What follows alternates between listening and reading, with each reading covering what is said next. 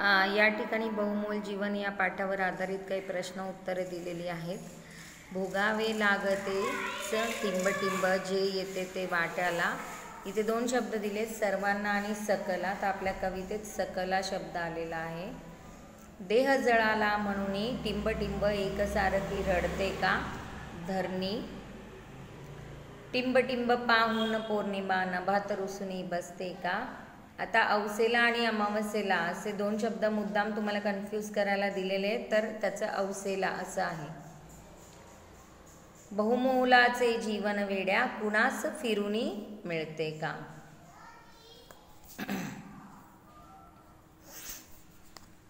यानंतर आपण आणखी काही प्रश्न बघणार आहोत. गुलाबाचे मोठेपण कवीने कसे सांगितले आहे. गुलाबाच्या फुलाच्या भोवती काटेही उगवतात, पण गुलाबाचे मोठेपण असे की आसपासच्या काट्यांना ते दोष देत नाहीत. ग्रीष्म ऋतूमुळे धरणीवर कोणता परिणाम होतो. इथे कोणता शब्द लिहायचा चुकलेला आहे, तिथे न बाणाचा पाहिजे आणि व्यवस्थित पाहिजे. ग्रीष्म ऋतूत कडक ऊन पडते, हा कडक उन्हाळा धरणीला भाजून निघतो. निराश आशा कवीला कोणाबद्दल वाटते. आकाशाचे रंग रोजच बदलतात, त्यामुळे निराशा आशा कवीला नक्षत्रांबद्दल वाटते. सुखदुःखाची ऊन सावली म्हणजे काय. कधी ऊन पडते, कधी सावली पडते.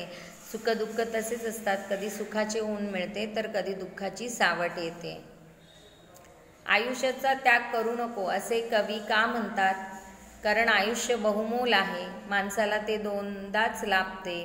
माणसाला ते पुन्हा मिळणार नाही, म्हणून आयुष्याचा त्याग करू नको असे कवी म्हणतात. मनासारखे काही घडते का यासाठी कवी कोणाकोणाची उदाहरणे देतात. मनासारखे काही घडते का यासाठी कवी पुढील उदाहरणे देतात. गळणारी फुले, तरीही न झडणारे झाड, गुलाब व त्यांचे काटे, वसंत ग्रीष्म ऋतू आणि धरणी, रंग बदलणारे आकाश आणि दाटून येणारे ढग, अमावस्या पौर्णिमा, सुखदुःख आणि ऊन सावली. कवीने माणसाला कोणता बहुमोल संदेश दिला आहे. जीवनात आपल्या मनासारखे सर्व काही घडत नाही.